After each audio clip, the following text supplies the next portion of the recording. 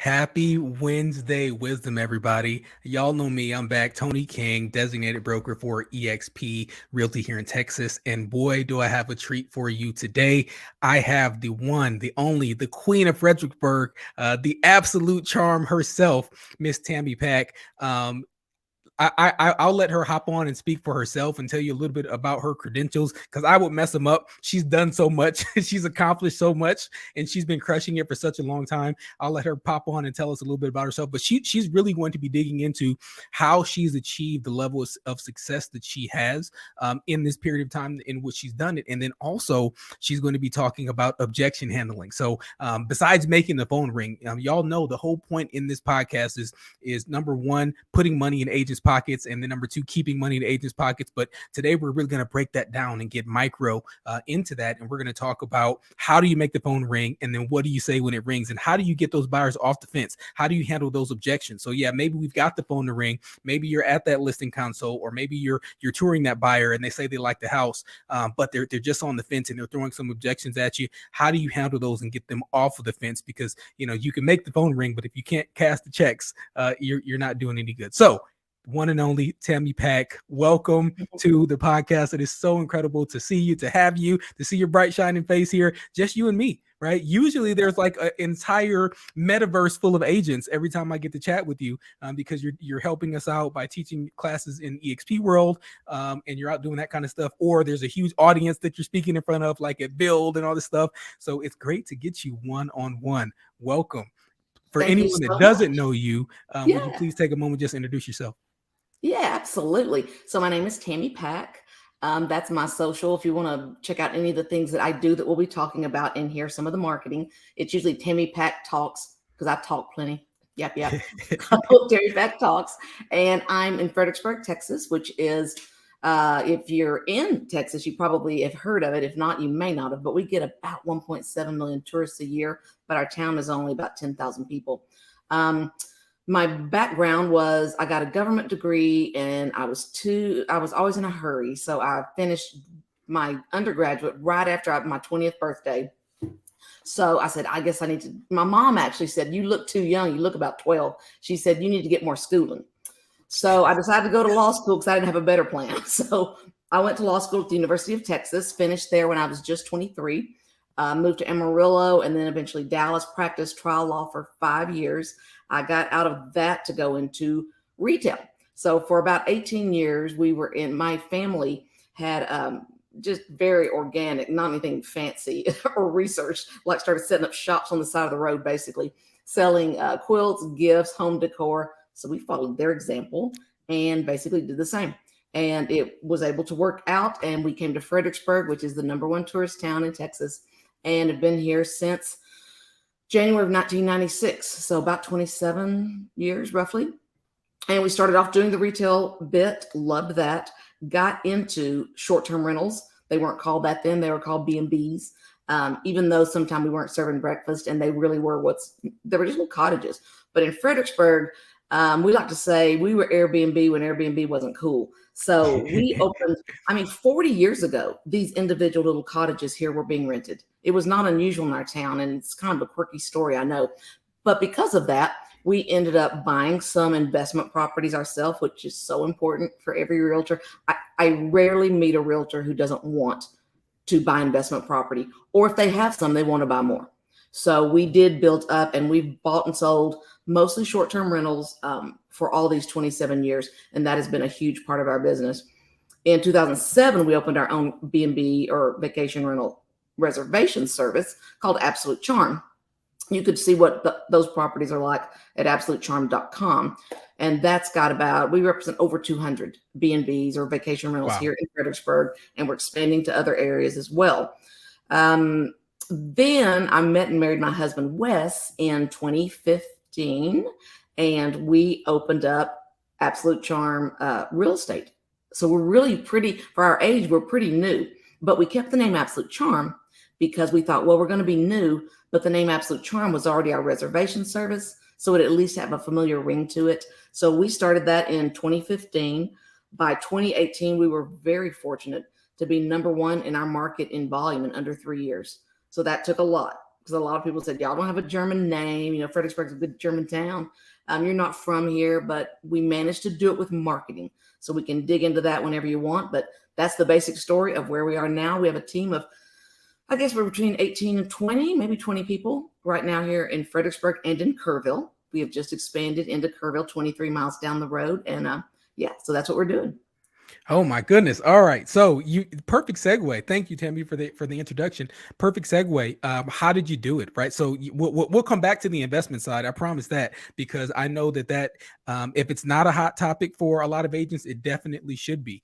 And to your point, you know, sometimes I'll ask an agent when they tell me, hey, Tony, I'm in real estate. I'm introducing myself and chatting, and they'll say, hey, I'm a realtor. And I say, well, how many investment properties do you own? Right. Or how many houses do you own? And they're like, yeah, well, I sold 20 houses last year. I sold 40 houses last year. Yeah, but how much real estate do you own, right? Because, you know, what does your exit strategy look like, and what does your investment portfolio look like, and how do you come across all these incredible deals but never take down any for yourself, right? So, and how do you use all that knowledge and all that experience that you've been gaining to help propel your family into the future? So we'll come back to that for sure.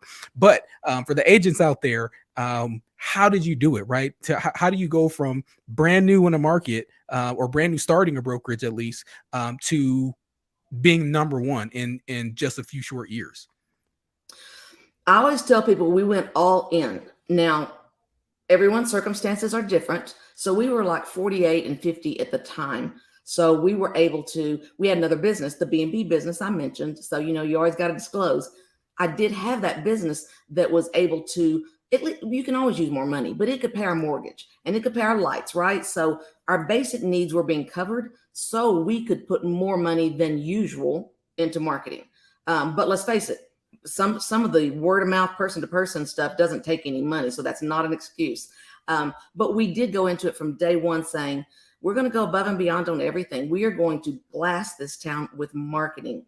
And we did. So by marketing, we started with one really important thing. We thought we're going to get some listings here. And at the beginning, you just take whatever you can get. I mean, if they're overpriced, they're overpriced. If you can't get them down, you take them anyway, because listings bring listings. And I got to tell you, one of my pet peeves, I mean, it's just a pet peeve. No, I don't want to make excuses for any market. Call it what it is, Tammy. Cheap little janky signs in the yard.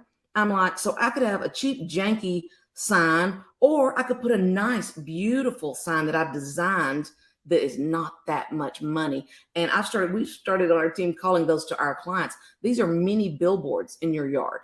Wow. So do I want a little corrugated plastic thing? We don't even own any of those. All we own is the big post across, the beautifully designed. One thing I love about EXP is they really let you brand yourself. They love for you to brand your company, you know, your team. And then they always say, we will never require you to put the EXP logo bigger than state law requires, right? Obviously, we'll be in compliance. But market, pick your colors, pick your theme, do the things. Get with marketing, make sure you're in compliance. Get with the broker, make sure EXP is protected. But beyond that, our signs, our writers, it's all beautiful. And it's what everyone to this day talks about. They're like, we see your signs all over. Well, if that's going to be the case, that's a good place to spend a little money. And you know, all we've got really in the signs, the posts I added up one day, and the custom writer is about $200. That's not much to have a mini billboard on a main street in town and everybody driving up and down the street all day seeing it. So we started with that. We did everyone else in our, go contrarian. Everyone else in our town had little ads, very common, in the back of the newspaper. You probably have it in your town. 8-point type, you know, little bitty words, a real estate section. We thought, well, that's great, but what could we do better? Let's go up into the front part of the newspaper and let's take out quarter page ads in color and big features of our listings. Sometimes it wasn't even our listings. Sometimes it was talking about our team we were growing. Sometimes we were huge on community events and parties. Sometimes it was promoting that. It was building our brand. So I would always tell sellers, if we have, you know, as we started to grow 20, 30, 40, 50 listings, if we put them all in here, they're looking at none of them. So don't get your panties in a wad if we can't have yours featured this week. Because I told them up front, I was like, guys, this ad is never going to sell your house. This ad is to make our phone ring and we sell your property. So this is brand building. So we just do whatever's going to make that phone ring. No one's going to read an 8-point type of your listing, right? That's not where it's from. We're building a community presence with our brand. We're going to do all the digital stuff, which is probably where the buyer's coming from. So if you're future pacing that, you can do it. So we mailed out postcards. We did, but that costs money. Let's focus on the things that cost the least. Again, a $200 sign, and that's maxed out all fancy. But the other thing we did really, really well from day one was social media. So from day one, and I'm not talking on your business page because don't nobody care any more than you care. You have to have one. But do you love to see a plumbing ad or anything else? No, you don't care about that on Facebook.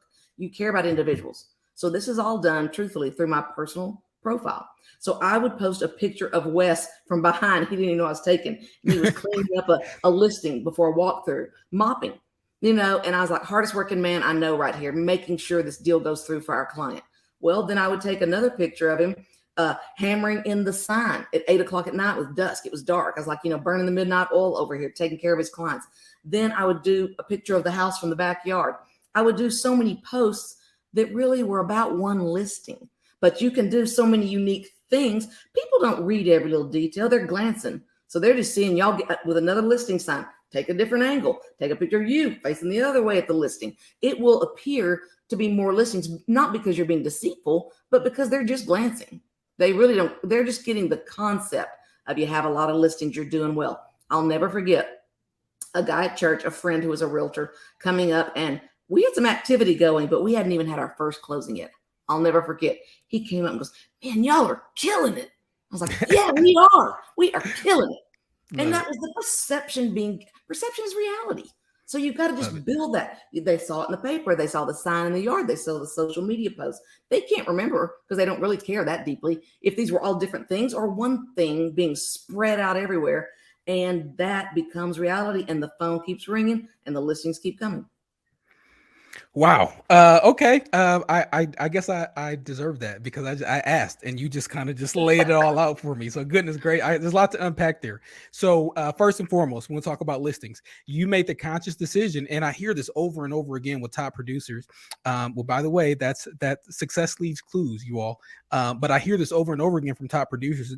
They made a conscious decision to focus on listings. Can you tell me a little bit about that decision and why you decided to go down that path? And then why, because there's really two schools of thoughts on overpriced listings, or, you said, hey, I'll take anything. So I want to hear also about the theology behind that, because there's two schools of thought there. Go ahead. When you're just starting out, there's only one school of thought. You take anything you get.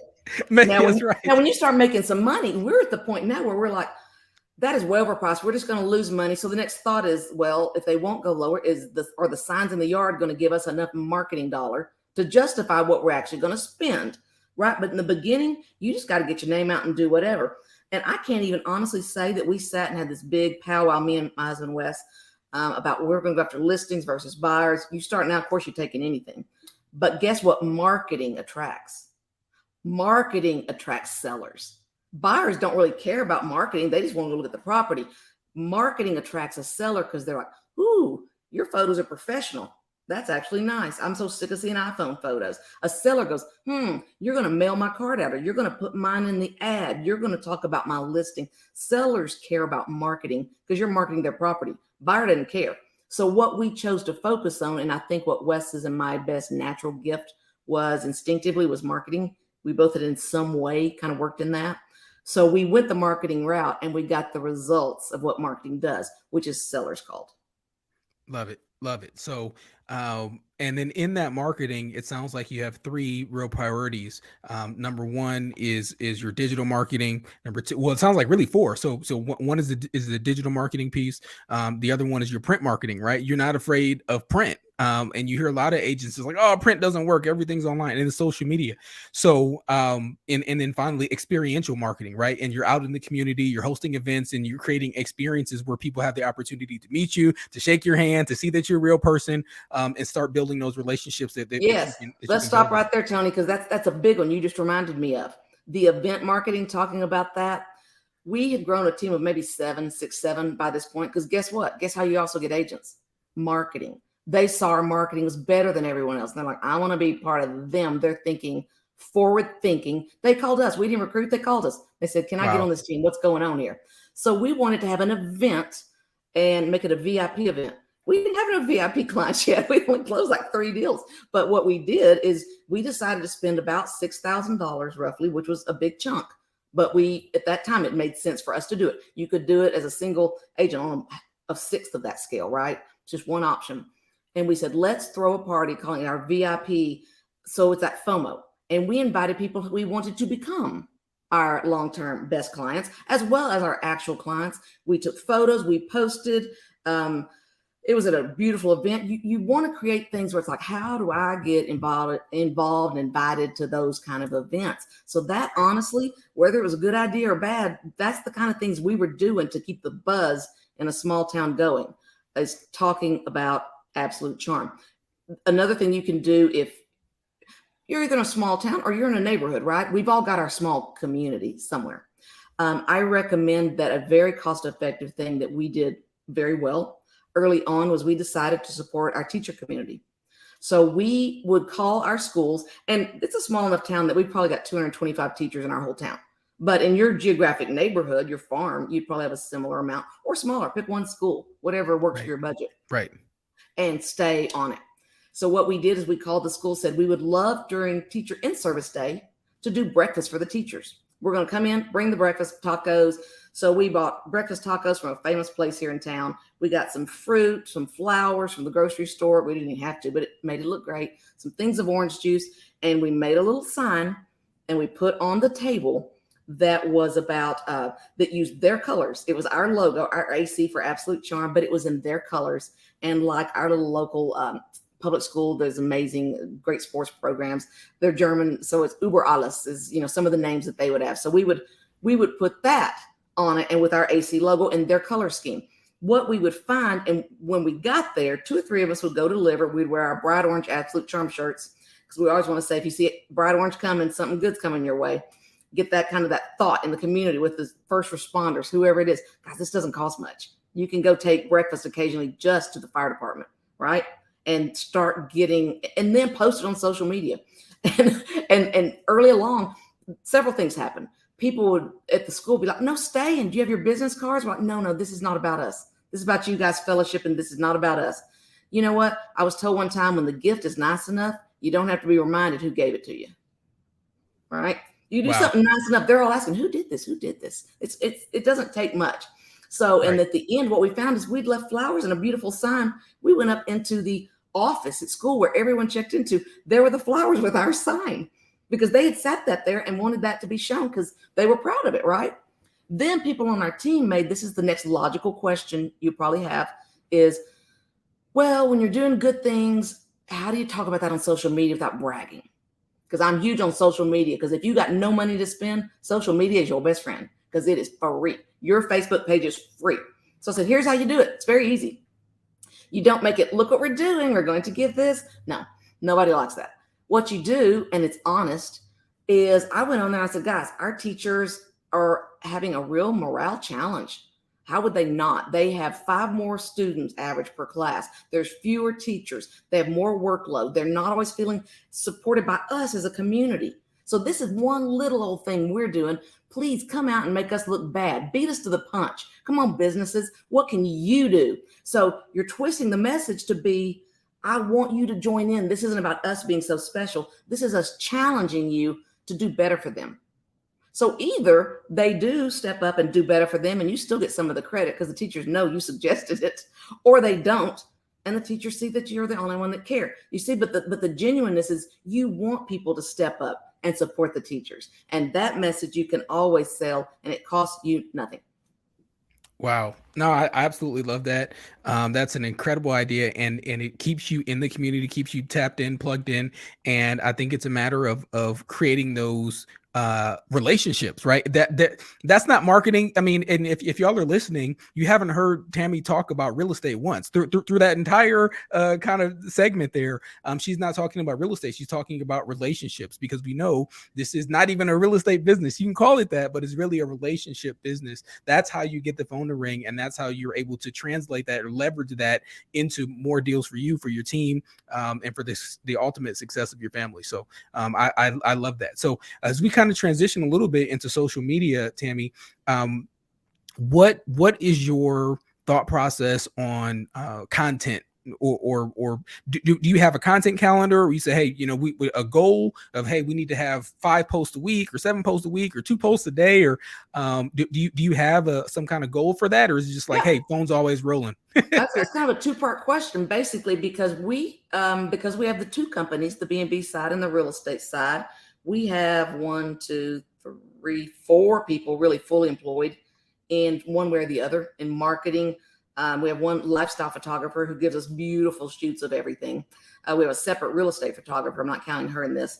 We have 2 people, really 3, that work on all kinds of marketing, newsletters, all of these things. And that is fabulous. And that is a great privilege for us to have. And that helps us build our brand. But I take the assets and use them. Here's the difference. People are going to think, well, I could never afford to pay that. You don't need to afford to pay that. Because as I have to tell even my team all the time, do you know where the real engagement comes from? Those folks are giving us deliverables, things that we can share, right? But what they're also primarily doing is posting on our business pages. And I've already told you, no matter, you've got a 4-person team, you're still going to struggle getting organic engagement because it's a business. So yes, we've got all those things, and I'd be talking above my pay grade if I told you their content calendar. But we talk about it like, yes, 5 posts, 2 stories. I'm in on those meetings, but then because where the real money comes from is from my personal profile and me talking, not from sharing.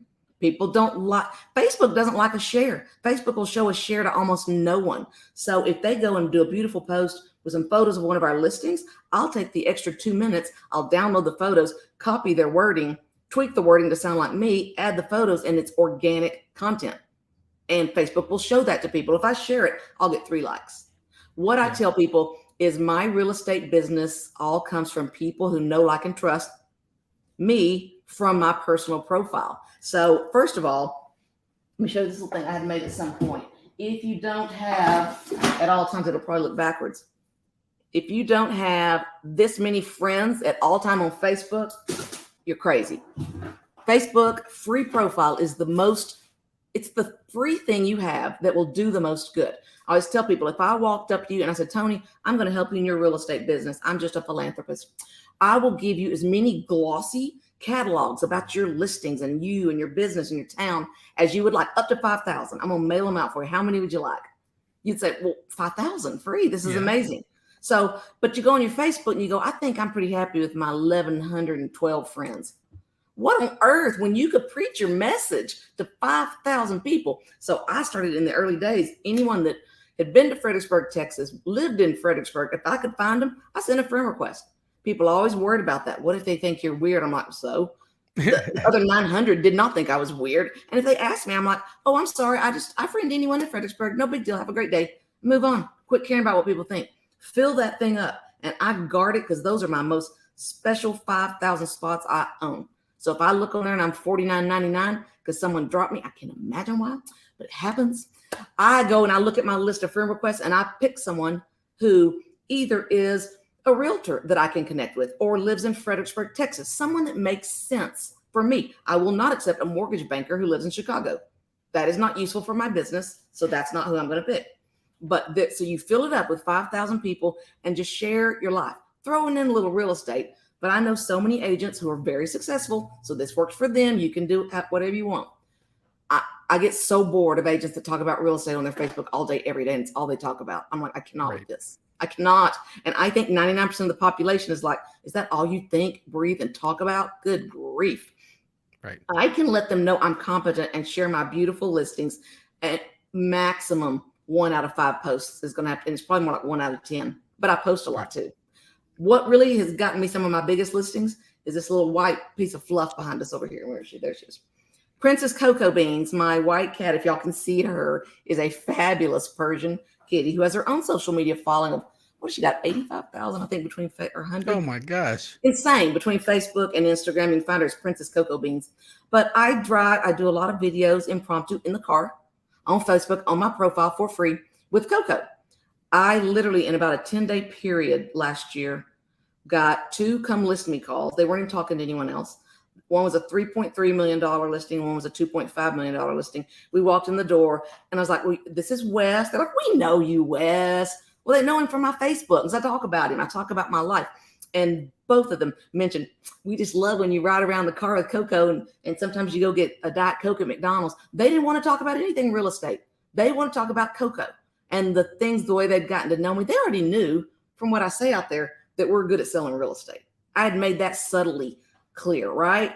And that was the conversation. So it's all about getting them to, we're all a bottle of ketchup on the shelf in reality. How are you going to stand out from those bottles of ketchup? If you're just talking about the same things other realtors talk about, you're not going to get anywhere. So you got to make, and I said, yours could be growing plants, or you're the gardener that with no green thumb that wants to grow. You could do a whole series of just silly little stuff and people will engage with it like crazy if it's just fun and organic. This doesn't sound like real estate.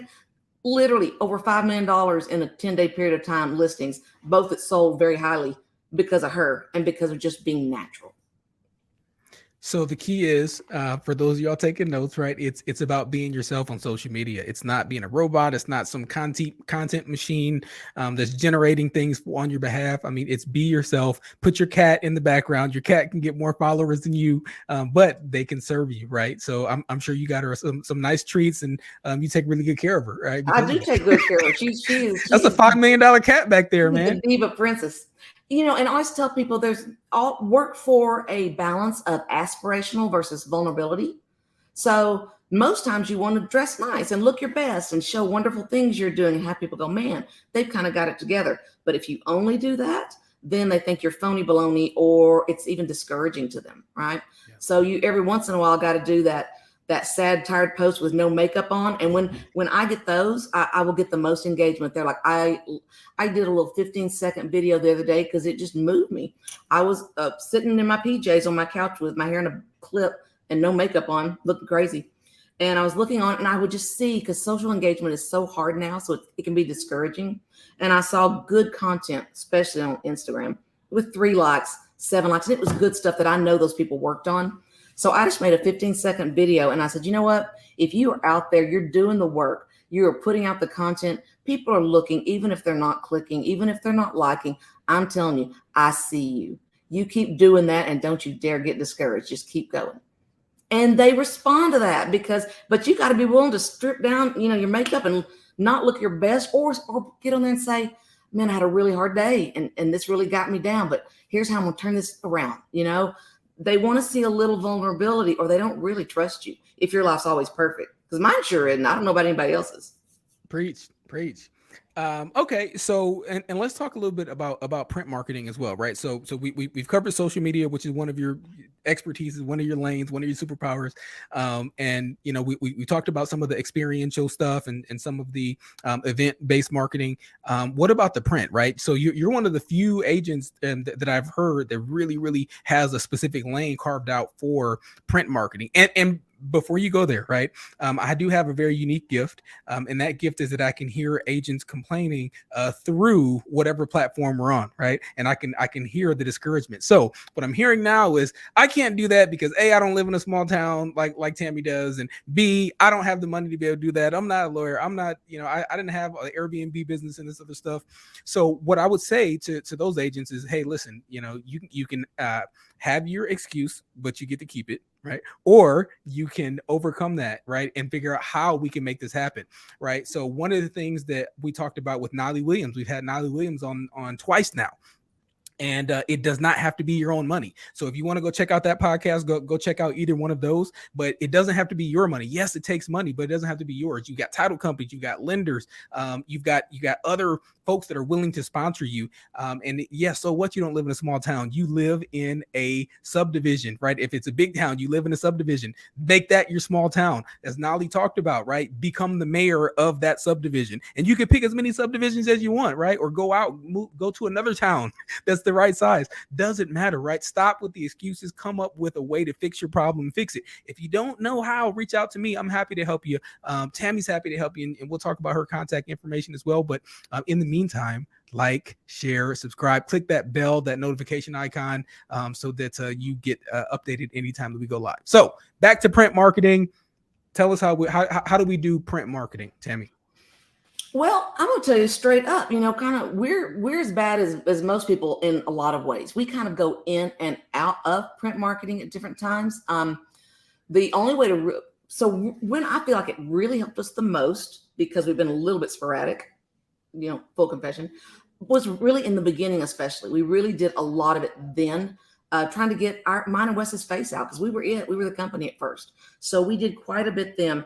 We were getting ready to revamp right as COVID hit. We had made a commitment, because what we know is you've got to be consistent with it and do it all the time, and it will absolutely positively work, right? We know that. And we had just committed to double down. We had these beautiful mailers. We sent our first one out for the year in 2020, and because we'd kind of gotten off track with it. We've done a lot of campaigns, but we've never stayed as consistent as, I would say, Mary Maloney, Dan Beer, two who I know who are rock stars at mailing and farming specifically. But we did that, and then immediately COVID hit, and then everybody just panicked. We didn't know what we were doing, like lost our minds for a hot minute. So, but what I can say is, don't get into print unless you're going to make a plan with somebody else to help sponsor, or whatever you want to do. Keep it smaller if you have to. You'd be better to do 200 homes and do them once every month at a minimum. Probably twice a month is better. If you can make that work, just go smaller if you have to. And we're still looking at all these options. But I'm sitting here budgeting like anything else, because if you run a team, it all sounds great, but it gets bloated. You know how if you go through your debit at the end of the year because it's tax time, and you find all these things that just got out of control, and subscriptions that continue.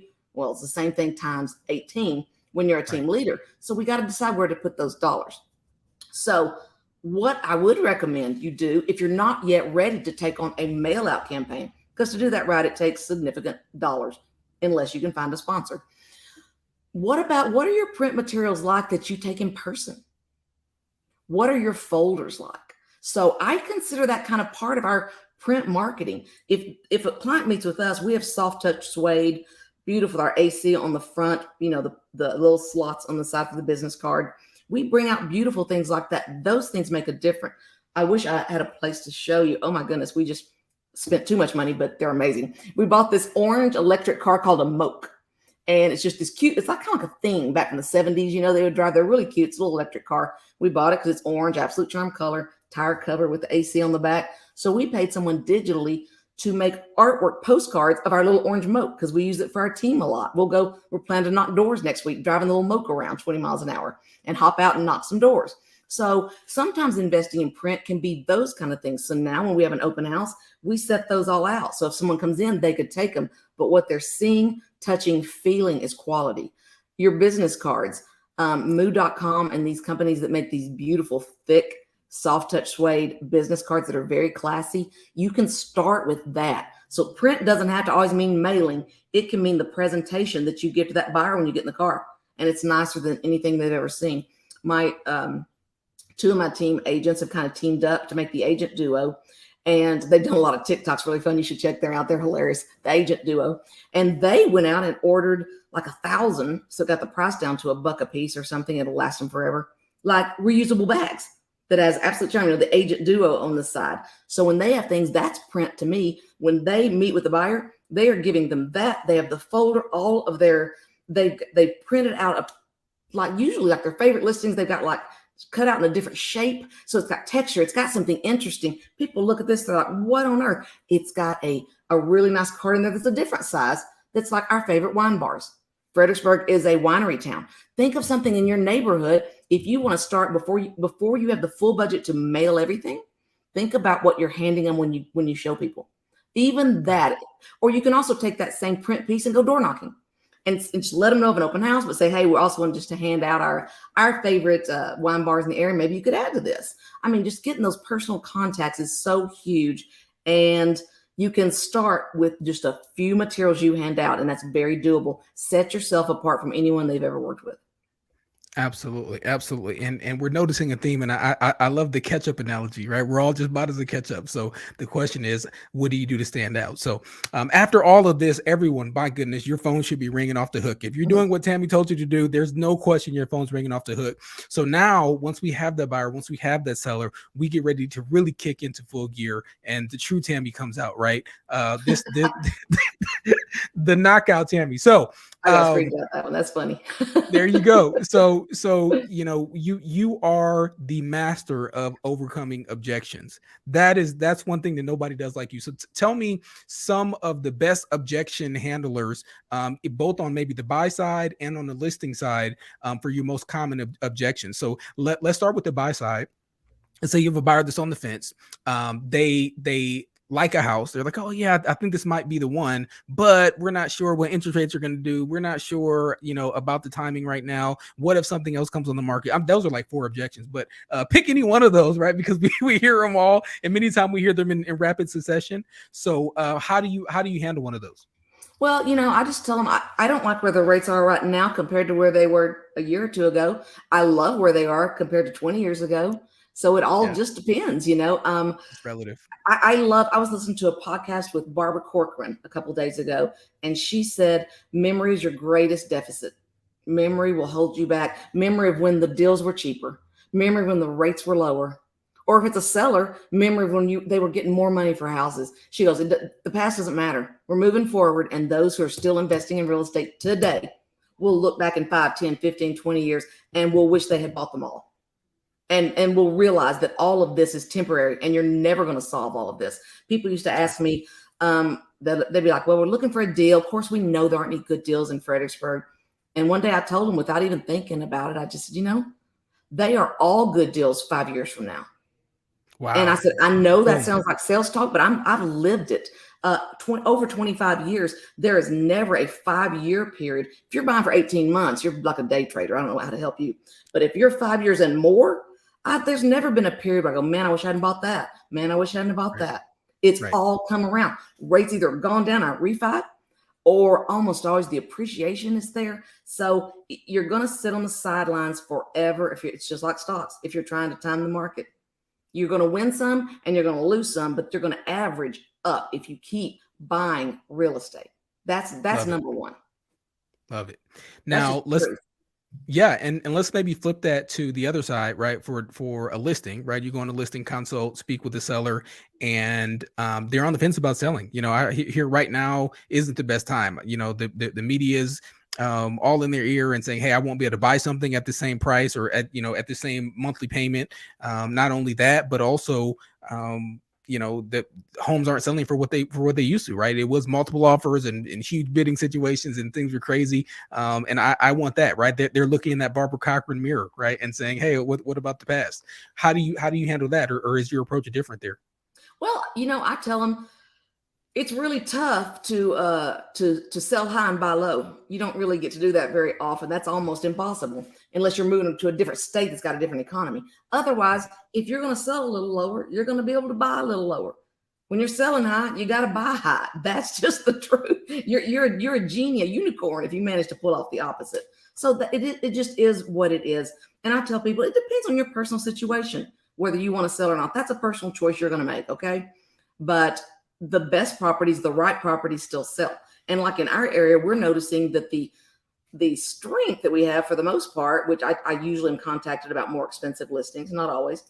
I tell them, the strength is in the higher end, because just like my mama told me years ago, she said, don't forget, when times get tough, the only people with money are the people with money. That's right. And she said, these little blips don't mean a lot to them. They might want a deal because they're paying cash and they can negotiate, but they can still buy whatever they want. She goes, the poor middle, she goes, the Pojo, as she call him the Pojo, can't buy anything. She goes, and in the middle, guy's got a kid in college and trying to pay his light bill. She goes, but the people with money, she said, back in the selling quilt days, selling gifts, she was like, you better have something for that person with money because they just don't get affected by the highs and lows.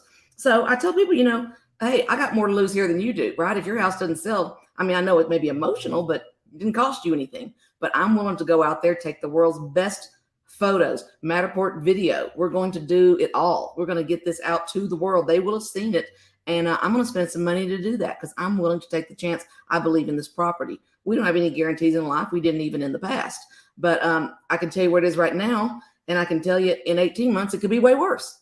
It's just like buying and selling stock. Or it could be back up. We just can't live with paralysis analysis because it doesn't work out that way. You make your best choice. We've all looked back and said, oh, I wish I hadn't sold that one for this price. But honestly, what I look back and say is one of my brother one time asked me, he goes, oh, do you regret selling that property over? I was like, which one? And years and years of buying and selling property. He goes, and I said, well, stop. Because it doesn't matter how you finish that answer, because yes, I regret selling them all. I wish I had them all. But life doesn't work that way, because they're all worth so much more. Even though we thought we were getting an outrageous price, they all still go up. But you don't get paralyzed by that. You keep investing. You keep buying. If you look back, you're going to be glad as many as you have. It's always a win in the long run. Absolutely. I love that. Okay. So you're writing a book, right? I did write it. Yes. And it's going to be live on Amazon on June 13th. So that's coming up. Tell us a little bit about that. So, I mean, you've blessed us with an incredible amount of information here today. I can't think of another time where we had, what are we, 40, 45 minutes in now? So much value packed into such little time, because you talk fast, but you deliver a lot of content in there. So I'm so glad that we got you today. But I can't wait to slow down a little bit and cuddle up next to a book and some tea and take my time with Tammy, right? This is Tammy time. Yeah. So tell me about the book. Well, the great thing here is, don't forget, this is a podcast. So if I'm talking too fast, you go into your settings and put on 0.9. Slow my roll down. That'll work great. So yeah, the book is called Stop Waiting to Die. And it's called A Guide to Mastering the Art of the Restart. Because it took me 4 years to write it, because I kept changing what it was about. And I started about building a real estate team. I'm like, no, I'm about more than real estate. But the things in this book will help a realtor, right? But they could also help someone else. Because what I find in today's reality, real life, we're all going to have lots of restarts. We no longer live in the age where someone got a job at IBM, worked 50 years, got to go watch, retired, period. So we've got to stop thinking of our restarts as failures or ends of journeys. They're just pivots. They're just offshoots. You're going down the road, you take a left turn, a right turn, a left turn, and you keep getting where you need to be. And I love listening to Gary Vee. I'm not a big fan of his language. Anyone that knows me knows that. But I love his common sense.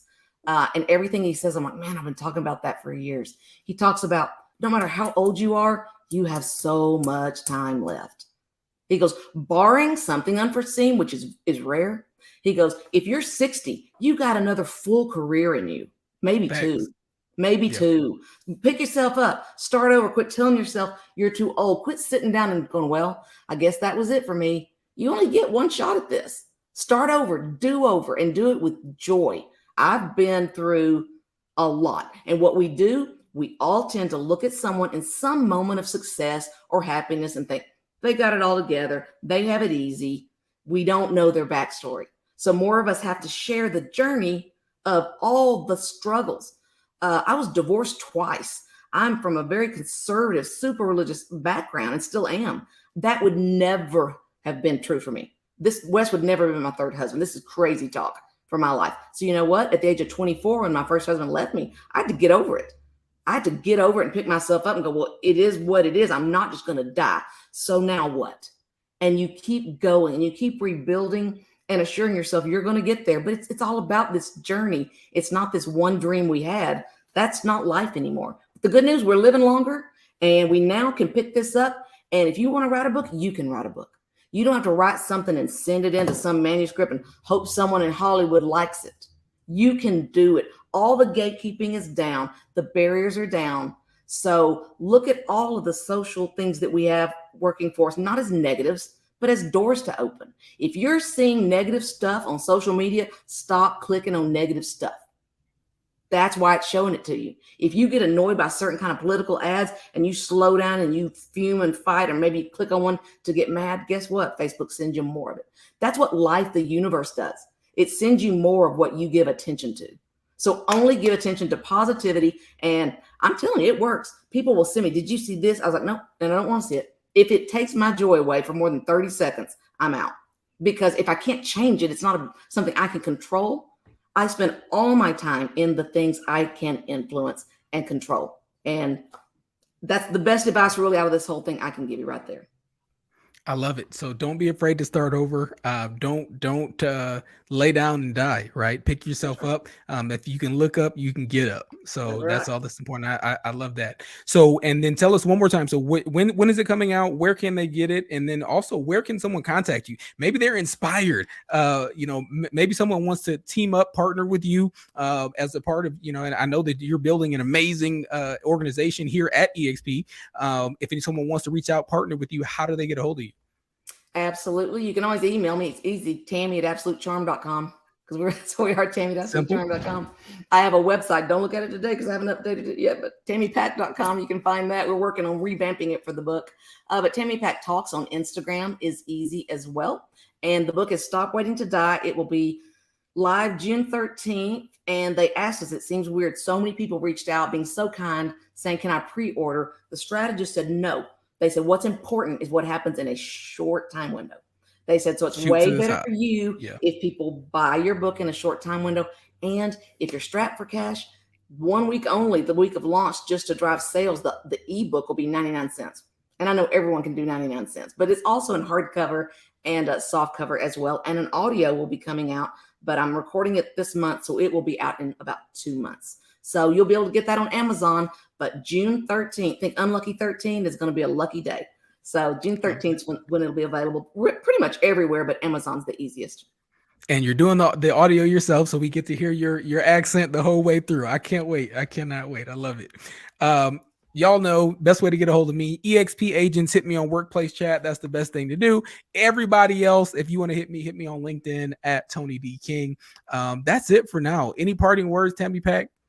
No, you guys just, put your chin up. These are some tough, struggling times, and your attitude is going to make 90% of the difference. I used to hear a saying, work, don't worry.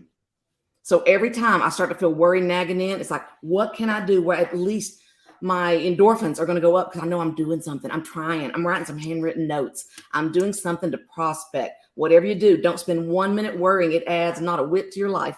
So work, don't worry. That's right. That's right. And as always, we end with the famous words of Henry Ford. You're right. If you listen to everything that Tammy told us today, and you look at that and you say, I can't do that because A, B, and C. Hey, listen, you're right. You're absolutely right. It's not going to work for you. But if you listen to this and say, hey, if Tammy can do this, if Tony King can do this, some punk kid from South Detroit can do this stuff and sell a ton of houses and do all this crazy stuff that we've done, I can do that. Then you're absolutely right. You can do it. So whether you think you can, whether you think you can't, you're absolutely right. That's it for today. Y'all take care, and we will see you all next week. Blessings.